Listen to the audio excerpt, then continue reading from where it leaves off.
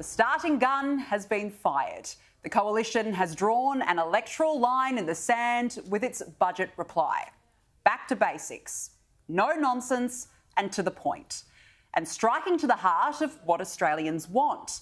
A recent poll showed while cost of living and housing continue to outstrip everything as key issues of concern for voters, immigration and border security have begun to resonate.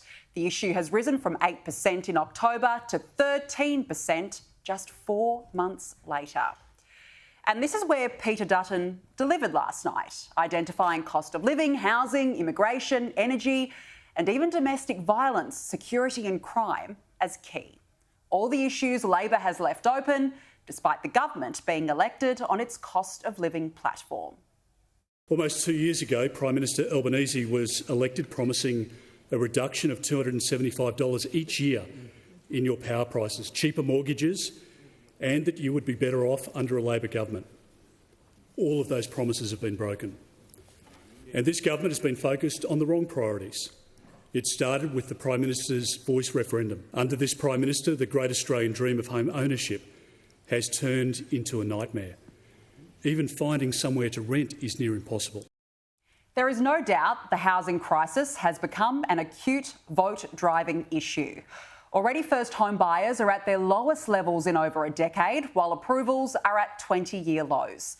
Houses aren't being built and rents are 8.5% higher than the same time last year. And these are key discussions and concerns. And an important part of this discussion is how many people we are bringing into the country. And this is where the opposition leader has really drawn a line in the sand, coming up with practical and targeted measures to even the playing field. We will implement a 2-year ban on foreign investors and temporary residents purchasing existing homes in Australia. Yeah. Secondly, we will reduce the permanent migration program by 25% from 185,000 to 140,000 for the first 2 years in recognition of the urgency of the crisis. Third, we will reduce excessive numbers of foreign students studying at metropolitan universities to relieve stress on rental markets in our major cities. So let's go through it. The coalition will drop migration by 25%, lower the refugee intake by 33%, cap foreign students and ban foreign investors for 2 years. Now, the opposition leader claims this suite of measures would free up 100,000 homes over 5 years for Australians to rent or buy existing properties. And I say, good on Dutton, because few people are willing to have this migration debate. It was not front and centre at the last election, with no policy from either side, yet permanent and long-term overseas arrivals are outpacing the construction of new homes at a rate of almost 4 to 1. Where are these people going to live? Where are Australians going to live? What about the pressures on infrastructure, roads, hospitals, public transport, welfare? Does anyone seriously think that this is sustainable? And make no mistake, we are a migrant nation, and nobody can blame migrants for wanting to move to this beautiful country. But finally, the opposition has made a point of difference, and it sets up one hell of an election battle. Who we are, how big we are, and who we want this country to become. Yet, cue the usual noise, it's racist, it's xenophobic. I mean, here was the ABC's take. It's basically sort of appealing to all of those real sort of white-hot, very simple ideas of we can't get enough houses, it's all migration's fault. I think that sort of sets us up for some pretty ugly politics, which doesn't require much rational, detailed policy.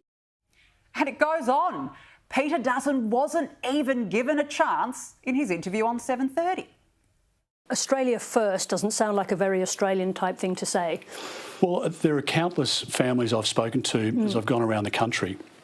I think it's the tone I'm talking about. Well, of every nationality, of people who have just arrived, people who are second, third generation from India or China. They can't find a house for their child who's in the workforce, working hard, paying taxes, but cannot, for love nor money, buy a house. Let's look at University of Sydney, for example. They made $1.4 billion last year out of international students, last year alone.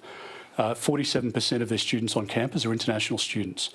and it's untenable. And the other universities, frankly, have been critical, at least in private, of Sydney. I mean, it's worth pointing out that the NAB last year said that international students also accounted for more than half of all of Australia's economic growth. They're a very important cohort for Australian growth and productivity, aren't they? Well, they're a part of it, but we need to house them. And you can't bring in a million people. I think only 4% of international students actually are in the rental market. Really? Where are they living, Sarah?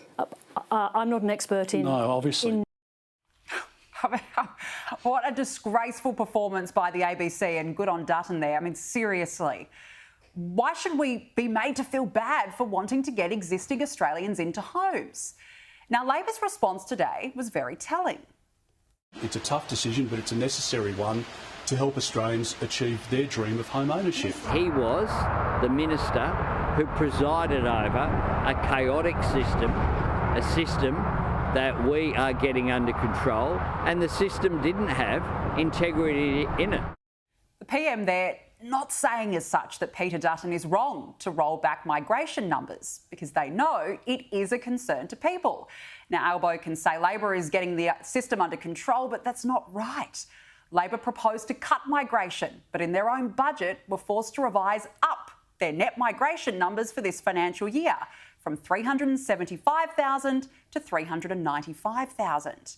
Labor is not serious about tackling record high migration. The government needs it to prop up the economy. Respected economist Leith Van Onselen, who I will speak to later in the show, has long said we are already in a technical recession, but the immigration rate is acting as a Ponzi scheme. It is irresponsible to roll out the migrant welcome mat and at the same time not be able to provide basic necessities to Australian citizens.